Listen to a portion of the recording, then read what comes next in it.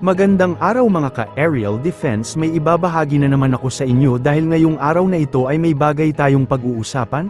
Pilipinas at Amerika gagamit ng satellite para bantayan ang West Philippine Sea. Pero bago tayo magpatuloy, wag mo muna kalimutan mag-like, share, and subscribe.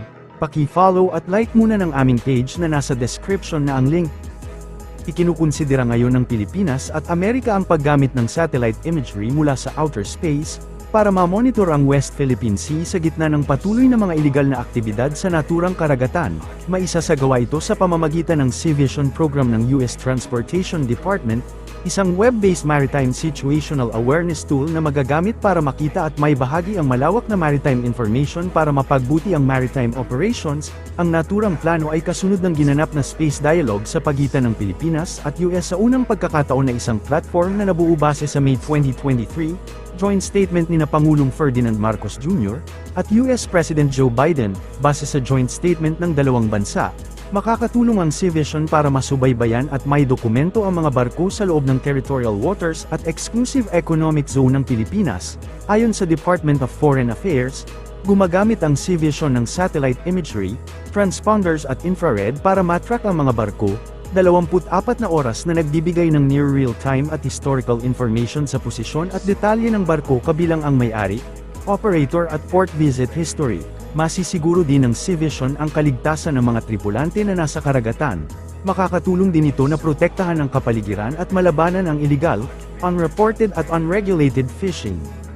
Iginiit ni Philippine Coast Guard spokesperson for the West Philippine Sea Commodore J. Tariela, na may pinanghahawakang na matibay na ebidensya ang Pilipinas hinggil sa ginagawang land reclamation ng China sa Escoda Shoal na bahagi ng West Philippine Sea.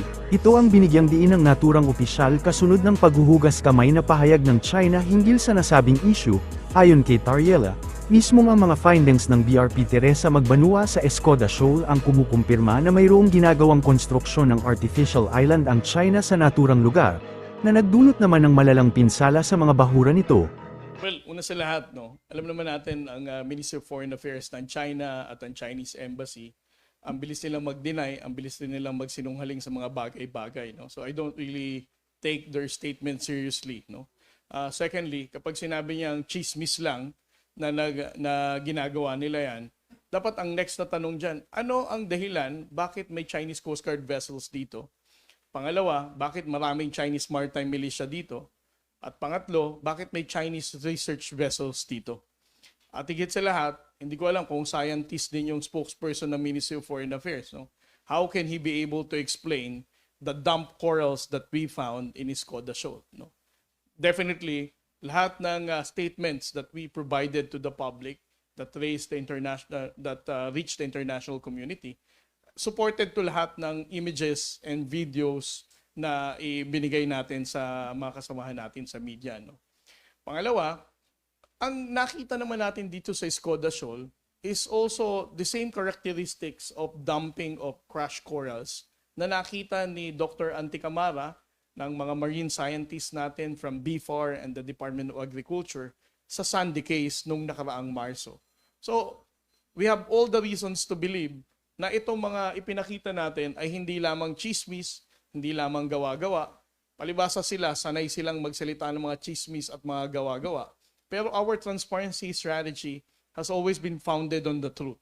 Lahat ng sinasabi natin, lahat ng inire-release natin sa publiko, lagi tayong may resibo. It's not enough that we just say things. It's always supported by videos and images. And our story last Saturday has been supported with all this. Meron tayong images, meron tayong videos. So definitely, yung sinasabi niyang chismis, hindi yun totoo. Hindi aniya maaaring sabihin ng China na pawang disinformation lamang ang mga inilalabas na impormasyon ng PCG, sapagkat mayroon aniyang hawak na documentation ang ahensya na nagpapakita ng presensya ng mga barko ng nasabing bansa sa lugar. Kung maaalala, kamakailan lang ay inuulat ng PCG at Philippine Navy na mayroon itong na-monitor na mahigit 30 Chinese maritime militia vessels, 3 barko ng Chinese Coast Guard, at 3 People's Liberation Army Navy warships, at 3 research vessel sa Escoda Shoal, suportado ng Philippine Coast Guard ang mga panawagang patalsikin ang sinumang opisyal ng China na lumabag sa batas ng Republika ng Pilipinas. May kaugnayan pa rin ito sa kamakailan lang na ipinahayag ni Department of National Defense Secretary Gilberto Teodoro Jr.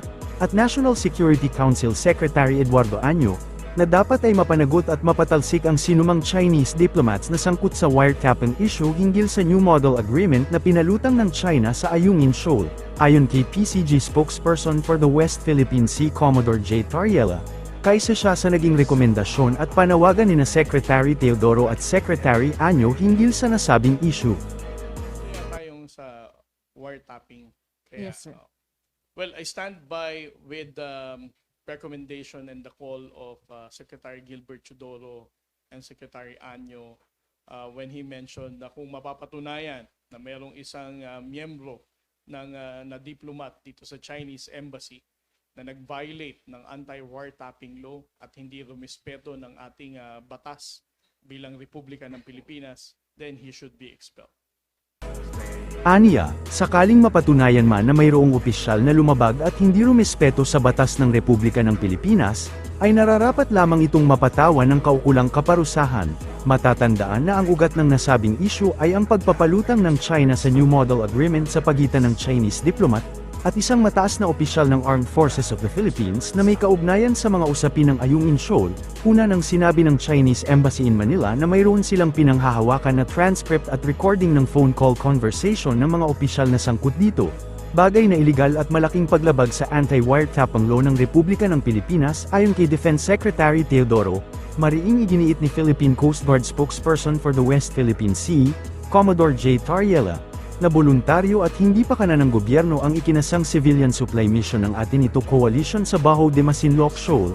Ito ang binigyang diin ng naturang opisyal kasunod ng mga pinapalutang na naman ng China na ang naturang aktibidad umano ay alinsunod sa utos ng pamahalaan ng Pilipinas. Ayon kay Tariela, desisyon ng atin ito coalition na maglayag sa Baho de Masinloc Shoal ay kanilang sariling inisyatiba at hindi inudyok o pinilit ng gobyerno. Dagdag pa rito ay sinabi rin ng naturang opisyal na para aniya sa National Task Force for the West Philippine Sea ang hakbang na ito ng naturang civil society group, ay isang magandang senyales na nagpapakita lamang ng pagiging epektibo ng kanilang transparency strategy sa pagtugon sa mga issue sa naturang pinag-aagawang bahagi ng karagatan. Na ang ating ito convoy na to going to Baho de Masinloc ay hindi sanction ng national government. No? Kasi may lumabas na fake news na naman ang People's Republic of China na this is sanctioned by the national government or the National Task Force West Philippine Sea or even the Philippine Coast Guard. Kaya mariin kong sinasabi ngayon na itong desisyon ng atin ito na maglayag sa Baho de Masinloc ay voluntary. No? This is their own initiative. Hindi tayo sumuporta dito, hindi tayo nag-udyok nito, hindi natin sila pinilit. This is voluntary on their part. No? This is a civil society initiative. Sa paningin ng National Task Force West Philippine Sea, magandang sinyalis ito na because of the transparency strategy that we started since last year, may mga katulad na ng ating ito na civil society na sumusuporta sa posisyon natin sa West Philippine Sea. So, just to give you an update, no? Ang Philippine Coast Guard vessel ay nag-deploy ng isang 44-meter vessel, yung BRP Bagakay. At ngayong umaga din ay nag-deploy din tayo ng ating aircraft sa pag-uutos ng ating commandant, Admiral Ronnie Hilgavan, ay nagpalipad din tayo ng ating Coast Guard aircraft para i-monitor din ang lagay ng sitwasyon sa Baho de Masinloc sa paglalayag ng ating ito coalition. And then secondly, we are also considering the possibility of deploying additional Philippine Coast Guard vessel ngayong umaga. So right now, we are still making preparation for the vessels that we're going to deploy. But what I can assure you now is that the Commandant of the Philippine Coast Guard has this commitment of providing safety and security sa ating mga civilian na sumama dito sa ating ito coalition. Para sa mas madaming update tungkol sa ating defense, abangan lamang ang aking mga bagong video. Para naman sa mga gusto magpa-shoutout, mag-comment lamang po at share, paki-follow at like muna ng aming page na nasa description na ang link. Huwag mo na rin kalimutan mag-like, share, and subscribe. Pindutin mo na rin ang bell para updated kayo sa aking mga video. Maraming salamat po.